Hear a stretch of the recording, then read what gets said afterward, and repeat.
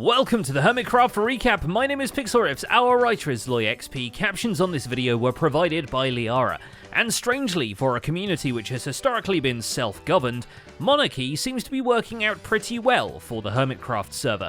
While many of the citizens are still happily doing their civic duty in the king's absence, there's still room for the creative folks to express themselves artistically, which for some of them means holding open mic nights at the local coffee house, and for others means designing a Stygian labyrinth which potentially hundreds of people will die in.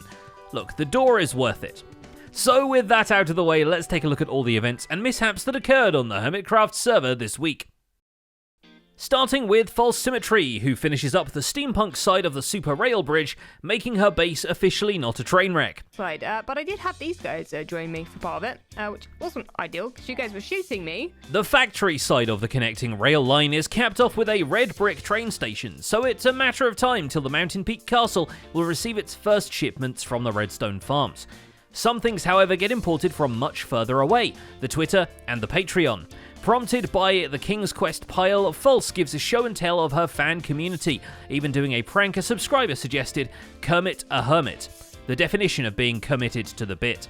A phrase which I feel like Joe Hills would have come up with, and honestly, it kind of just made sense to me, possibly because I was a little bit tired at this point. Good job everyone, we got her to rename a small army of tadpoles with punny Hermitcraft names, and plant them at Cubfan135's base till they grow up and leap out. False ribbitry right here. So yeah, here's Ito's lily pad over here. This is a good place for frogs though, you know? Kind of in the shade, water source nearby. They'll have plenty of time to bloom, since Cub is too busy adventuring through the server to ever come home. For one, he bribes the Whimsy Tree into revealing enough about B00's newer hidden event to actually figure out where it is. Or rather, he solves for one of the coordinates and just flies along that axis. The opposite way from it at first, but he's got the spirit. This looks promising. Oh, this is plus 500. Never mind. We got another 1,000 blocks to go. My bad. The event, for the record, is a boss battle arena where the champions of Hermitkind will have to face down the last of the Dragon Bros, a diamond-clad skeleton with a punch bow and a dragon's head on. We choose to believe it's Iskel's skeleton in particular. He was the only one that survived. Reverend Dragon Bro. Revenant Dragon Bro. Oh, I'm about dead. Oh, ow. Oh, we did it! Yes! Let's go! Wouldn't be the only fellow Hermit Cub adventures to death this week. He just about anvils Scar when tasked to by the royal court. We're so high up, though, it's going to take a while for him to fall down. Oh, we got him! Let's go! What just happened? Pearl's looking up. Oh, I'm sad I missed it. His authoritatively enforced misdeeds are outweighed by Cub assembling a new nether hub tunnel for 3 portals that were not exactly accommodated, to put it lightly. But there is an easier way to serve the kingdom. Just put the royal dunce hat on for an episode and you're at least golden. I'm not the village idiot.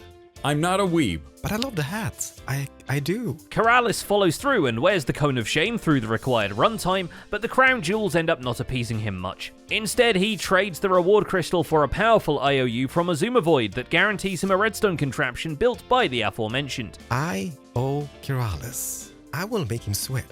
He will do a redstone contraption of his life in my base. Shashwam, I think we might have ourselves a deal. And having spent a lot of time cramming a mangrove auto farm into the side of his barge home, Keralis just can't pass on the opportunity to simply skip the grind next time. The barge home, by the way, is scheduled to welcome a lot of rehoused villagers into close quarters, so this will be a slightly more ethical take on storing the traders in shipping containers like he did before. The plus side is he can make them into his bobbleheads collection now that his inventory is absolutely stocked with rare B00 heads. A known gambler, Keralis doesn't stop forcing diamonds into the B-doubling machine until the rare B-dubs heads pop out. Is this toothless B-dubs? I love it! Yes! This is great. Tango Tech, in the meantime, goes till he gets a legendary. Having heard that Scar is collecting them, he just had to have some as well. This is a scam. Instead of the treasured Baldy, though, the machine pops out the coveted tactical B-dubs that can look around the corner without turning his head. Very helpful, since you'll have to watch your back in the depths of the decked-out dungeon. Well, not for now, it ain't got any redstone in it, although there is one contraption really worth telling you about. So this week, Tango is working on the entry into the Frozen Citadel. A big hall is installed over the span of one time-lapse because he's bonkers like that. There's a shulker box he hasn't decided what to do with. All is good. But I'm probably occasionally slide some keys in there every once in a while with no real official rhyme or reason. But then there's the entrance itself, and that's where we get complicated. The Minecraft community has gone above and beyond in the art of complicated and intense redstone doors, and that well is absolutely there to dip into. Tango, however, went a significantly different route from what your piston pushers would do. The doors into the dungeon are two intricate custom 3D models being held up by two armor stands. The effect comes also from them having an opening animation. The stands are moved with water streams apart and then back together. All the while, the sound of heavy stone convinces you that a large, epic entry opens before you, even if in reality the doors are completely non-corporeal and you can pass right through them. That's obviously a problem. What we're gonna do is I'm gonna add a double piston extender down below there so that when the door is closed, there's actually going to be like a line of blocks across like this.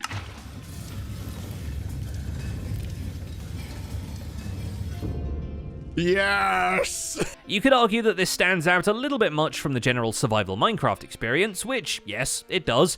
It's okay if it does. With how decked out worked before and the advances in custom textures, one could argue the dungeon has long moved on into the territory of map making, where such trickery is old hat. Quite ironic, since this is the exact technology they primarily used for hats. These could be 2 of Scar's hats blocking your way, or 4 of his elf ears. His hard hat does show up in a more appropriate place, actually. Grian grabs one while the guy explodes across his home. Guys, I'm trying to record my video, and there's just chaos going on. Grian has many hats to wear this week. For one, Grumbot outputs him the combo Grian Warden Puppet Show, and the guy has to sneak behind the curtains wearing a variety of heads to show Pearl, Scar, and B-Dubs what real theatre looks like. There's a frog! Never expect the frog. I've only got 2 puppets, guys. Like, you gotta give me a break here. I'm starting to rethink this whole generating content idea, to be honest with you. Oh, that was probably the worst thing I've ever had to do. I loved it. Yeah. That was great. Grumbot's a genius. His acting career continues as he acts like it's in any way within his power to make up even more fake quests for the expanded priority quests area, which, need I remind you, he also made up. His reasoning is simple. After the Diamond Pillars fell, he did basically bankroll the monarchy, so at least most of the money being given away is his anyway. Man, if only he had some kind of a safe to hide them in instead at the time, but oh well. Sure, he took a load of diamonds from everyone at the start, but he doesn't take any diamonds from anywhere else. So, surely he's just losing diamonds constantly. But you know what, that's not our problem to worry about. Perhaps most impressive is that he once again tries to do his own redstone. The river by his base is perfect for a squid farm, but for it to work properly, much more of the water needs to be removed from the landscape.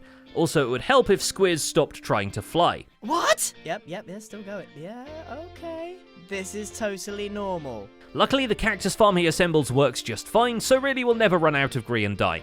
The fires of industry continue to burn over at Doc M's perimeter, where his charcoal machine now creates charcoal. No surprises there. The surprise comes when he builds a 160 furnace super smelter with water-cooled minecarts. The waterlogged rails actually provide enough drag to regulate the minecart's speed, so both fuel and smeltable items can be delivered to the array precisely 5 stacks at a time. The products are both delivered and collected by shulker boxes, and the entire system is timed by a falling set of shears. So at this point, it's a Rube Goldberg machine where bone meal goes in one end and diamonds come out the other. Ignore for a second that he'd get twice as many diamonds from fortuning the ores. Look at what he's built the machine out of. That's clearly not the flex here. And yeah, we are all the way on top of the system we just built. Yeah, what are we even doing here? Vintage Beef does the smart thing and reserves a plot for his card game shop before all the shopping district land is taken up by other enterprises. While the shop hasn't taken shape yet, he's already considering building a practice arena nearby so people can try out their newly purchased cards. Come on. Oh goodness. Oh goodness. Oh no. Oh, this is gonna be bad. What happened? Did I kill it? I don't even know what happened. On the subject of the cards though, Beef confirms that the late great Tinfoil Chef will still be present in the game, and will even have an ultra rare card for people to collect.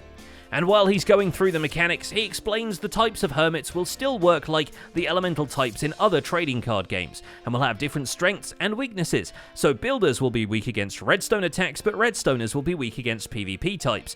There's a spreadsheet in the works, which is coincidentally something I'm weak against. This game is ever evolving. It's changing. Meanwhile, Impulse SV's industrial megalith, or as one commenter called it, the Empire State Building, is still in the construction phase, but Impulse promises to get the shop done even if it kills him, which the search for Gilded Blackstone certainly does. That didn't count. That didn't count. That's one. Oh, no! But after catching up with the Arch of Champions, he faces another death-defying challenge, obtaining several dozen natural bee nests for another exterior building block. Luckily, his automation chops are up to the challenge, and yes, bees were harmed in the making of this farm. And it looks like some are getting lost, so maybe we can lure them back over here, and we'll just do this, and okay, now I do feel partly responsible. Naturally, he has to stop somewhere, so the back wall isn't done yet, but he has time to swap hot potatoes with Pearlescent Moon, then hand over the dare stick for BOO to do what he will with it. Dun, dun, dun, dun, dun, dun, dun, dun, dun, dun, dun, dun. Yes! I did it! I got a hermit to sing a duet with me! Wait, that doesn't count! Pearl herself has been cleaning up, both at the Royal Quest Hub and at everyone else's bases. The latter, with her cleaning lady hat on, brings her back to Scar's theme park of dreams, where another shulker monster has been lurking behind the happy facade of Main Street. Scar! I just cleaned yours up! Danger. Clean needed. And I've also, of course, parked my beautiful cleaner lady van up alongside it too, so Scar knows that I mean business. But before all that, Pearl takes on a quest to create a comprehensive map of the shopping district, even crafting a bunch of banners the hermits themselves can rename and pin to the map for their shop's location, if they can find it, because rearranging maps is a pain, and one conversation with BOO is all it takes for Pearl to leave it looking like a Mario Party minigame, or perhaps a contemporary art installation. I think this is just straight up a puzzle. Oh, you're right. Yeah, because this needs to be up there. Yeah. And then this. Do you think you can tell where to go in the shopping district now? It's perfect. Thank you. We suspect there may be a royal quest to fix the map at some stage, but we'll cross that bridge when we come to it. And so will Pearl, since her final act this week is to create an entrance to her as-yet unbuilt underground settlement opposite Impulse SV's dwarf fortress. Take note of the purple vines slowly climbing up the walls as well. It's starting to infect the human civilization. They should probably get that under control. And finally there's B-Dubs, whose bank balance is looking a little healthier now he can count his own head among his assets. Look at this! Look at all this! Some people are paying $5. That's a stack. The B-Dubs Head Shop collection. You doubted me. But the business doesn't stop there, and his new coffee shop opens to the public. Now it can dry roast the coffee grounds in the basement. His first customer is a bit of a surprise. I have to change my underpants. You remember the other day when we went and generated Grumbot Yes. content? Yes. I got B-Dubs, Horn, surprise. What isn't a surprise is how quickly an open mic night breaks out when Tango, Scar, and Grian are in the area. Tango even provides the microphone, while the others provide the poetry and jokes. So all we need is an acoustic guitar, and we've gone full beatnik. Roses are red. Orchids are blue. I'm 5'10", Tango. How about you? And that's about it for this week's recap. Our writer is LoyXP, and my name is Pixelriffs. Captions on this video were provided by Liara.